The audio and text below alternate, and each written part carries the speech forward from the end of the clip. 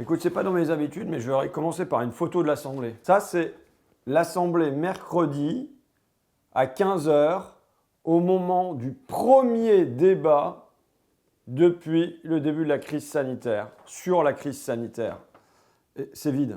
Il y avait 10 députés. C'est pas dans mes habitudes de dénoncer ça, parce que, franchement, je le pense, on n'a pas à être collé à son siège. Il y a des commissions à côté, il y a des questions écrites à rédiger, il y a d'autres formes d'interpellation, il y a des rapports, il y a de la circonscription, il y a tout ça. Donc, on n'a pas le don d'ubiquité, on n'a pas d'hologramme, on ne peut pas être partout. Mais là, on a un débat qui était annoncé 15 jours à l'avance comme un grand débat par Richard Ferrand dans des dépêches AFP. Le gouvernement débattra avec les députés sur le suivi de la crise sanitaire le 24 mars. T'as un truc, on te l'annonce avec roulement de tambour, les trompettes, attention, voilà le débat. Ça y est, enfin, le gouvernement va s'expliquer sur la gestion de la crise sanitaire dans l'hémicycle et tout ça. Et à la fin, t'as 10 députés, c'est complètement mort. Pourquoi? Parce qu'ils ont eux-mêmes planté le débat. Ils ont voulu le planter. Ils ne veulent pas de débat sur la gestion de la crise sanitaire. Ça s'est vu d'abord parce qu'ils ont supprimé la commission d'enquête qu'il y avait sur la gestion de la crise sanitaire. Mais là, tu vois, ils te mettent pas le Premier ministre, ils te mettent Olivier Véran. Il s'agit de débattre de tout, de la santé, d'accord, mais de l'éducation dans la crise sanitaire, mais de l'économie dans la crise sanitaire, mais de la culture dans la crise sanitaire. Et donc, normalement, ce qui doit répondre, c'est le gouvernement, presque dans sa totalité, qui devrait être présent sur les bancs, ou au moins le Premier ministre qui a tout ça en charge. Ils te mettent juste Véran, la santé, comme s'ils pouvaient répondre pour tous les secteurs français. Ensuite, c'est pas Richard Ferrand, le président de l'Assemblée nationale, qui préside, c'est un vice-président. Et puis, ils te mettent au départ une kyrielle de présidents de commission qui font 5 minutes, 5 minutes, 5 minutes, 5 minutes, 5 minutes. Ça tue le débat. Et c'est leur volonté. C'est de tuer le débat. C'est une stratégie. Il ne faut pas qu'il y ait de débat sur la gestion de la crise sanitaire, ni dans l'Assemblée, ni en dehors. Aujourd'hui, tu n'as plus de questions dans les médias sur la levée des brevets. Tu vois, par exemple, là, il y a le président de l'OMS qui vient de dire « L'inégalité d'accès aux vaccins anti-Covid entre pays riches et pauvres se creuse et devient grotesque. » Tu vois? Mais ça, il ne faut pas de débat sur la levée des brevets à l'OMC. Il ne faut pas de débat sur l'efficacité du couvre-feu. Je rappelle qu'il n'y a jamais eu de couvre-feu à 18h ou à 19h pendant la guerre d'Algérie ou pendant l'occupation. On innove depuis des mois et il n'y a même pas de débat pour savoir si ça sert à quelque chose ou pas. Il n'y a pas de débat sur quand est-ce qu'on va sortir de tout ça, quelle est la stratégie. Il n'y a pas de débat sur les suppressions de lits ou la non-création de postes d'internes. Il n'y a pas de débat sur la privation de liberté et son impact sur la santé. Il n'y a pas de débat, par exemple, sur les dernières déclarations de Véran qui dit « ça y est, on va aller chercher les dentistes, on va aller chercher les étudiants, on va aller chercher tous ceux qui s'occupent du soin pour les faire vacciner, vacciner, vacciner, vacciner ». Alors que dans l'hémicycle, qu'est-ce qu'il nous disait? Le problème n'est pas la logistique, le problème c'est l'approvisionnement en doses. Mais à quoi ça va servir de mobiliser tout ce monde-là si jamais on n'a pas les doses en face, tu vois? Ça me rappelle une anecdote. J'ai discuté avec un médecin réanimateur du CHU d'Amiens parce qu'ils sont en grève. Ça ne se voit pas, mais ils sont en grève. Ils sont en grève depuis un mois. Ils sont en grève parce qu'il n'y a pas eu de lit dans les services de réanimation en plus, il n'y a pas eu de poste d'interne en plus, donc ils sont en grève. Je le rappelle, tu vois, il n'y a pas de débat sur la grève qui dure dans les hôpitaux. Et il me dit, bah voilà, on a demandé aux médecins et à tout le monde de vacciner à mort, c'est le mot mal choisi, mais pendant un week-end. Tu vois? Et donc tout le monde s'est mis sur le pont parce que le gouvernement avait dit ça y est, c'est parti, la vaccination, la campagne est vraiment engagée, Ils ont vacciné pendant tout le week-end. Le lundi à midi, il n'y avait plus de doses. Et il y avait des trucs qui étaient programmés, il y avait des médecins qui étaient prêts, plus de doses. Donc voilà, pour de la com, ils avaient mis le paquet sur le week-end et ensuite il n'y en avait plus. Poser des questions là-dessus, il n'y a pas. Même les promesses de l'an dernier de Macron. Notre pays repose tout entier sur ces femmes et ces hommes que nos économies reconnaissent et rémunèrent si mal. Et rappelons la Déclaration universelle des droits de l'homme qui disait que les distinctions sociales ne peuvent reposer que sur l'utilité commune. Quoi ça s'est traduit un an après? Pas de débat là-dessus. Ils ne veulent pas de débat. C'est leur but. Ou alors c'est de déplacer le débat sur des thèmes qui sont absolument périphériques dans un moment de crise sanitaire qui entraîne une crise sociale. Bon, d'ailleurs, est-ce que tu as vu le rapport RL? Ça te dit rien du tout? Ah ben non. C'est normal. Hein.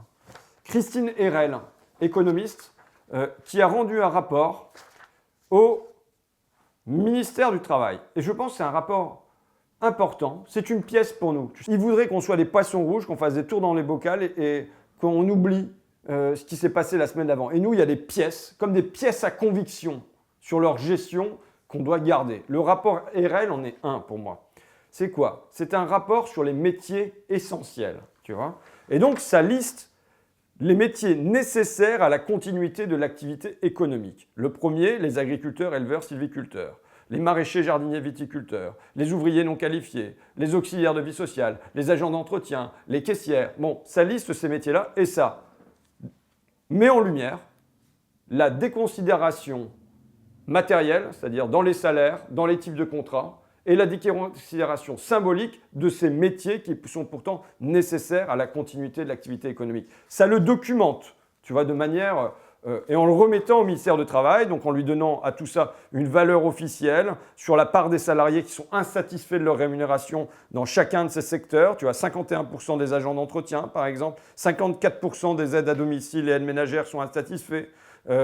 Part des salariés ayant connu une hausse de salaire dans les 5 ans précédents. 18% seulement chez les aides ménagères. Donc ça documente ça très bien.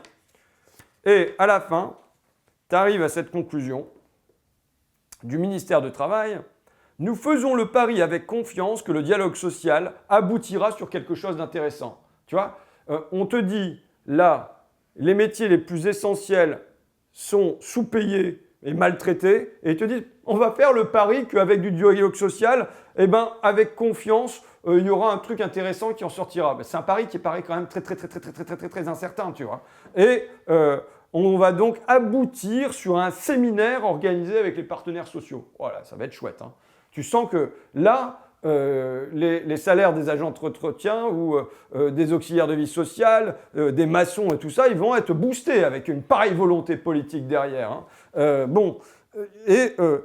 Ça me rappelle quoi? Ça me rappelle les états généraux de l'alimentation. Il y a un problème sur les prix agricoles. Les agriculteurs sont sous-payés. Ils le savent, les macronistes.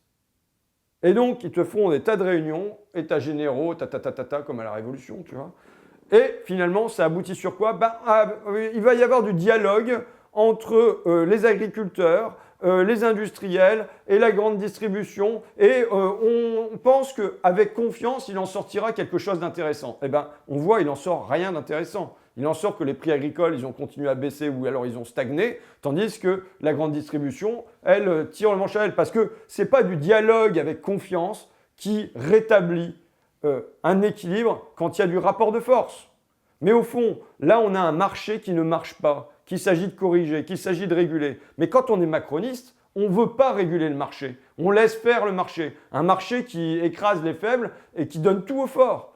Mais tu vois, ça me rappelle encore aussi Agnès Pannier-Runacher sur les médicaments. Quand on est en plein confinement, qu'il y avait un manque d'hypnotique, un manque de sédatifs. Ça veut dire quoi? Ça veut dire des malades qui souffraient et voire certains qui mouraient dans la souffrance, les médecins qui n'avaient pas de dose suffisante. On interroge Agnès Pannier-Runacher, on lui demande mais alors est-ce que Sanofi va augmenter sa production d'hypnotique? Est-ce que Sanofi va rapatrier la production d'hypnotique en France? Elle nous répond je crois qu'on peut faire confiance à Sanofi. Ben voilà, on fait confiance aux partenaires sociaux pour les salaires, on fait confiance à la grande distribution pour les agriculteurs et on fait confiance à Sanofi pour les médicaments. On voit le résultat, ou les vaccins, tu vois. On voit le résultat. D'autant que cet écrasement des métiers essentiels, ce n'est pas un petit truc anecdotique. Non, il y a des grands mécanismes derrière qui font qu'ils sont dominés, maltraités, sous-payés. Je viens de terminer 2 bouquins. Il y en a un, alors je commence par lequel? C'est tous les deux sur les inégalités. Allez, je me fais le bouquin franco-français d'abord. Louis Morin, encore plus, enquête sur ces privilégiés qui n'en ont jamais assez. Je te résume la thèse du bouquin. Il dit, voilà, la gauche, en gros, elle aime bien montrer du doigt les 1% d'en haut. Mais en fait, ce qui écrase la société, ce n'est pas seulement les 1%, c'est les 20%.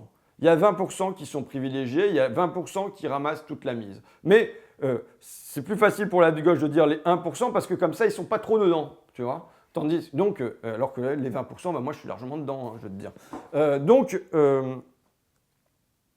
Et il montre la construction des inégalités sur le plan éducatif, sur le plan du logement, sur le plan des revenus, et ainsi de suite. Il a quelques phrases, alors il y en a une qui l'emprunte à Piketty. La gauche électorale est passée de parti des travailleurs en parti des diplômés, et ça rejoint la thèse de Todd, qui dit, voilà, en fait, avec la massification des études supérieures, il y a 20% qui s'extrait. Mais ça ne produit pas une démocratisation dans la société. Au contraire, c'est que ces 20%, ils constituent désormais une masse suffisante pour vivre entre eux, pour plus avoir besoin d'avoir de contacts récurrents dans leurs associations, dans leur vie commune avec les classes populaires, tu vois. Et donc, ils parviennent quasiment à s'extraire de la société. Alors, c'est documenté chez Louis Morin, il montre qu'il y a de plus en plus de cadres qui vivent dans des quartiers majoritairement cadres. Il y a une homogamie sociale qui s'est renforcée. Je te lis un passage, d'accord? C'est le passage sur pourquoi de gauche, avec plein de guillemets, mais enfin, et de droite, ça a rallié Macron. En se ralliant à lui, toute une partie de la gauche fait une sorte de coming out et révèle au fond sa vraie nature. En pratique, les catégories sociales favorisées, de droite mais aussi de gauche, veulent jouir pleinement du confort matériel de la société de consommation tout en la critiquant. Elles ont notamment besoin du temps flexible des autres, qu'elles achètent sous des formes très variées. Femmes de ménage, garde d'enfants, hôtellerie, restauration, transport, commerce. Au nom de la modernité, la bourgeoisie culturelle revendique la précarité et le travail à la tâche, sous couvert de la célébration de la révolution numérique, pour les autres, moins qualifiés, pour qui ce serait la seule solution pour in fine accéder à la consommation. S'il veut consommer, le jeune arabe de cité doit accepter de rouler des heures durant au service d'Uber pour que ces bourgeois puissent profiter des bienfaits de la ville à n'importe quelle heure. Tu vois? Un bouquin très fort et j'aimerais même important sur le plan statistique. Il y en a plein dans tous les sens. Ensuite, en revanche, sur le plan politique, il parle d'extrême gauche. Et c'est moi. Moi, je ne me reconnais pas, tu le sais bien, dans l'extrême gauche, et c'est une manière pour lui de la discréditer. Donc ça veut dire qu'il faut aussi lui demander, et puis si on le voit, on lui demandera, où tu te situes, camarade?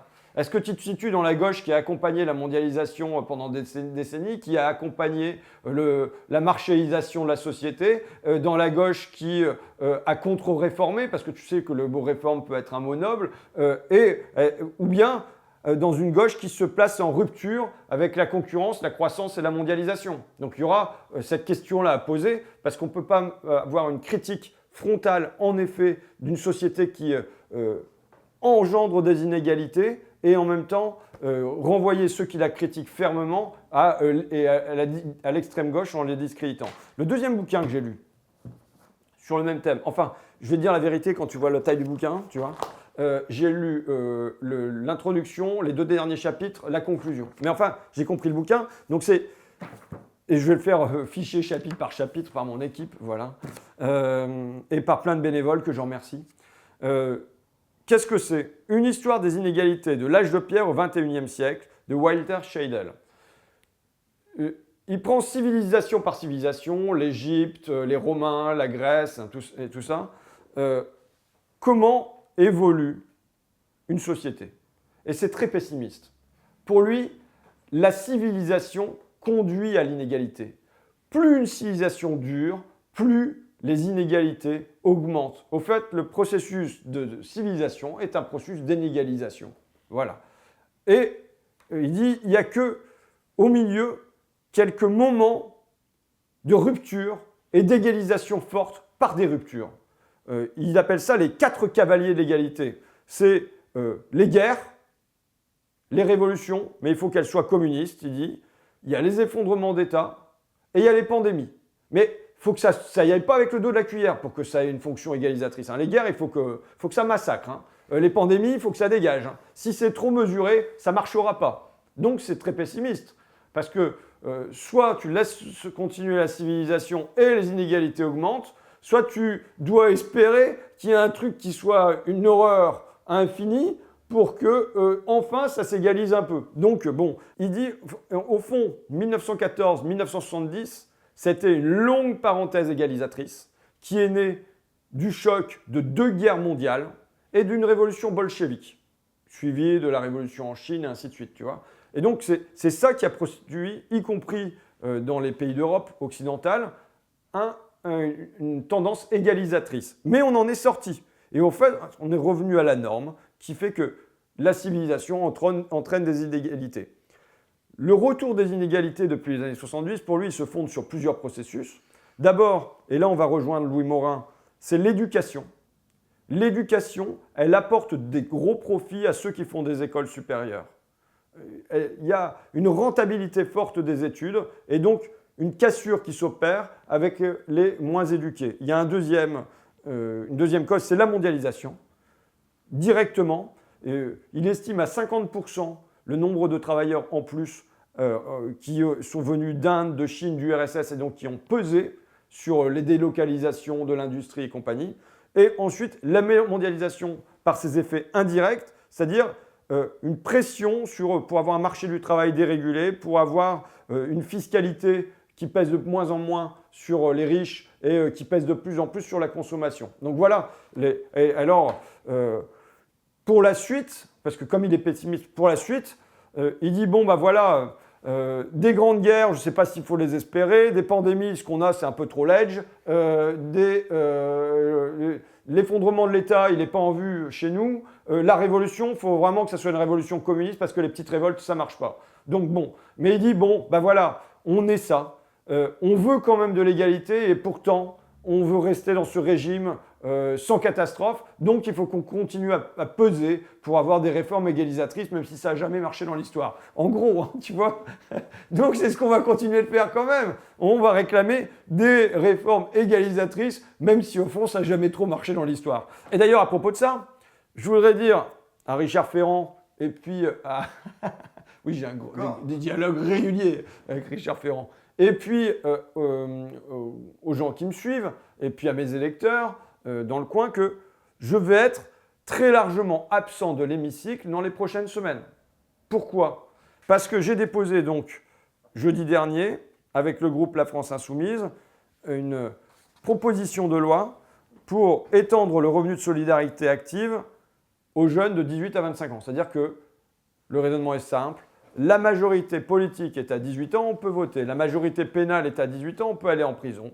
La majorité sociale doit être à 18 ans aussi. On doit pouvoir percevoir les minima sociaux. Ça paraît d'une telle limpidité. Et donc, je vais procéder dans les semaines qui viennent à des auditions en série. Et je dirais, moi je passe ça en 3 étages. Le premier étage de la fusée, c'est évidemment les jeunes eux-mêmes. On a commencé en circonscription. Avec par exemple, on a reçu un jeune à la permanence avec Dimitri lundi qui souffre de troubles auditifs, tu vois. Il a du mal et son appareil, il n'a pas pu le changer, il me semble, depuis 4 ans, alors qu'il est un peu usagé et parce que ça coûte, ou plus que ça, peut-être plus que ça.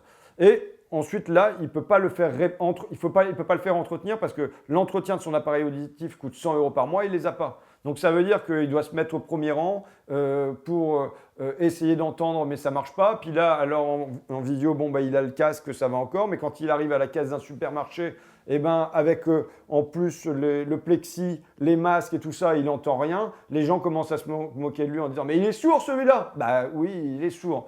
Donc voilà. Donc bon, c'était un témoignage parmi d'autres, mais premier étage de la fusée en audition, ce sont les témoignages. Deuxième étage, ça sera les intellectuels, entre autres Louis Morin, je pense qu'on va l'auditionner parmi d'autres, les économistes, les démographes, pourquoi cet écrasement de la jeunesse, enfin voilà. Et le troisième étage, ça sera d'interroger les ministères, évidemment, pour savoir qu'est-ce qu'ils comptent faire, qu'est-ce qu'ils ont fait, pourquoi ils ne font pas ça. Alors je ne prétends pas que le RSA, à partir des 18 ans, soit la panacée, hein. J'ai mis un paragraphe dans ma PPL là-dessus, je te le lis.